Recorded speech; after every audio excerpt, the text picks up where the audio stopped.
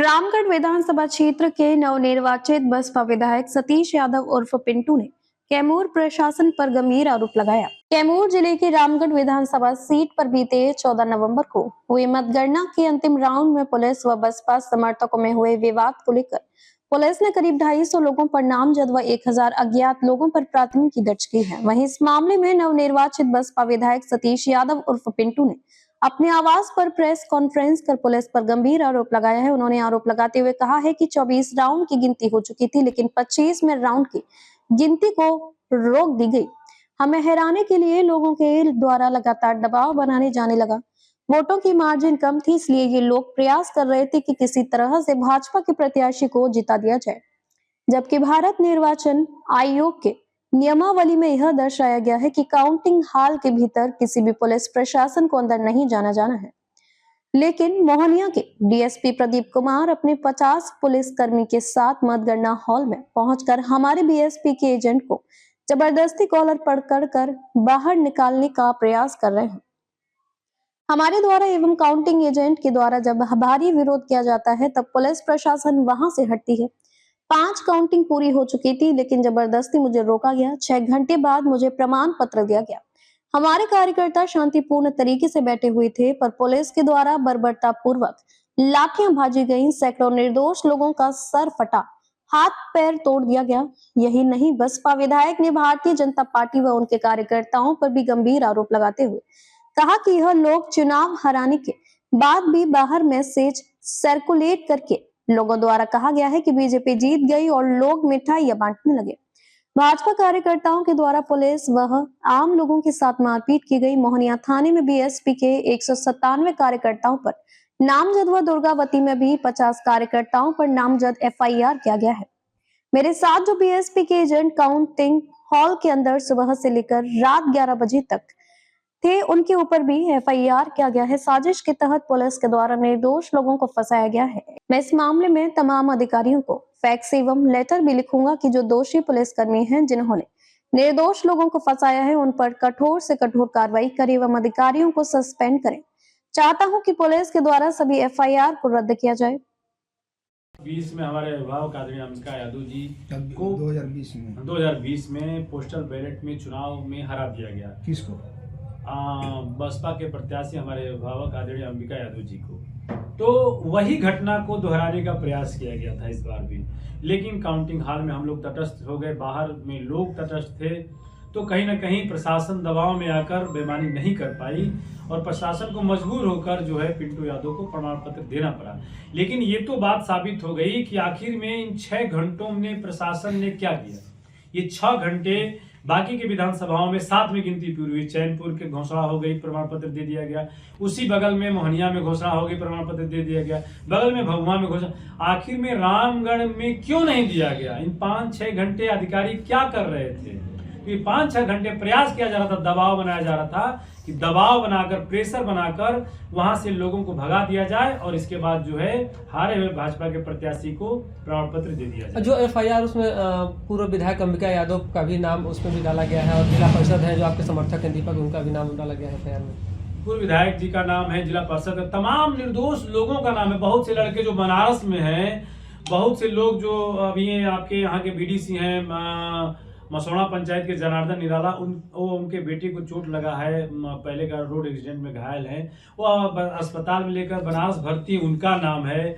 और मैं वही तो कर रहा हूँ कि जो मेरे काउंटिंग एजेंट हैं, जो मेरे साथ काउंटिंग हॉल में उपस्थित है 11 बजे तक, मेरा जो आरओ और एआरओ है उसके नाम से एफआईआर दर्ज है। जो आरोप लग रहा था कि सबसे पहले उपद्रव मतलब किया गया आपके समर्थकों के द्वारा। देखिए, समर्थकों द्वारा ये तो उपद्रव भारतीय जनता पार्टी के लोगों ने द्वारा किया गया, क्योंकि वो लोग मिठाई बांटने लगे, जश्न मनाने लगे।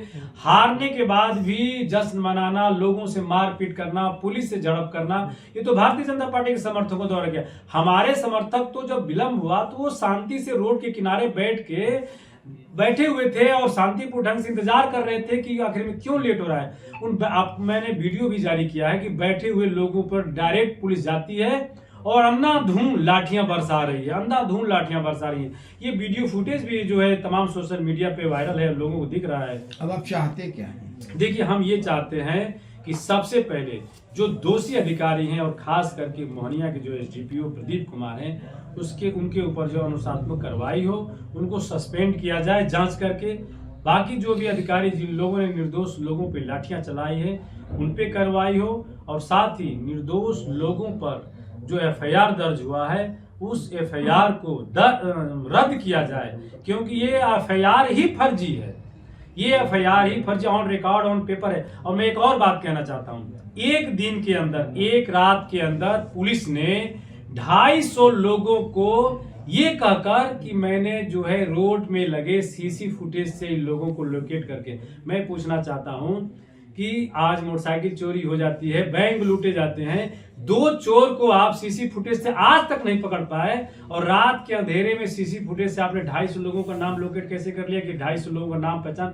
ये सीधे सीधे हर गांव के भारतीय जनता पार्टी के कार्यकर्ताओं से बहुजन समाज पार्टी के लोगों का और पिंटू यादव के समर्थकों का नाम मांगा गया है कि आप नाम लिख के दीजिए, और उन लोगों का नाम मांगकर पुलिस द्वारा जो है उन लोगों को एफआईआर में दर्ज किया गया है। यहां तक कि मोहनिया थाना में कल दोपहर में मोहनिया थाना में भारतीय जनता पार्टी के पूर्व विधायक अशोक सिंह के परिजन 4 लोग थाना में बैठ के एफआईआर लिखवा रहे थे। अगर मोहनिया थाना का सीसी फुटेज अगर निकाल दिया जाए, मैं आपके चैनल के माध्यम से इस बात को मैं डीजीपी साहब से भी अपील करता हूं कि मोहनिया थाने का कल का और रात का दोनों का सीसी फुटेज निकाला जाए कि वहां पे भारतीय जनता पार्टी के नेता और अशोक सिंह के जो परिजन थाने में बैठकर क्या कर रहे थे। तो जानबूझ के इन लोगों द्वारा जो है नाम दिया गया है हर गांव से पिंटू यादव और बहुजन समाज पार्टी के समर्थकों का एफआईआर में। लोकतंत्र की हत्या करने का प्रयास किया गया है कि एक जीते हुए प्रत्याशी को चुनाव हराने का प्रयास पुलिस बल के द्वारा, प्रशासन के द्वारा, और साथ ही जीतने के बाद भी हमारे समर्थकों, हमारे कार्यकर्ताओं और साथ साथ आम नागरिकों को जो लोग उत्सुक होते हैं कि किसका रिजल्ट हुआ, कौन चुनाव जीता, वो काउंटिंग हॉल के बाहर, बैरिकेडिंग के बाहर इंतजार करते हैं, वेट करते हैं कि हमारे इलाके में कौन विधायक जीता।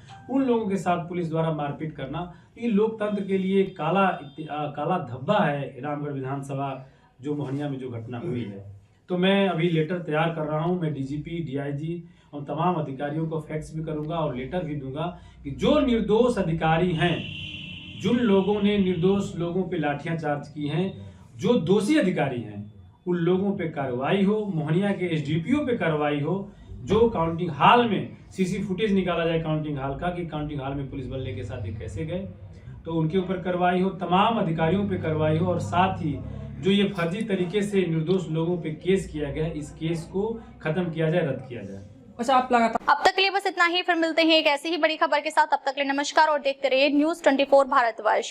ताजा खबरों के लिए न्यूज़ 24 भारतवर्ष पेज को फॉलो करें और लाइक करें और सब्सक्राइब करें, बेल आइकन दबाना ना भूलें। अगर आप हमें फेसबुक, इंस्टाग्राम या ट्विटर के माध्यम से देख रहे हैं तो हमारे चैनल को कमेंट करें। धन्यवाद।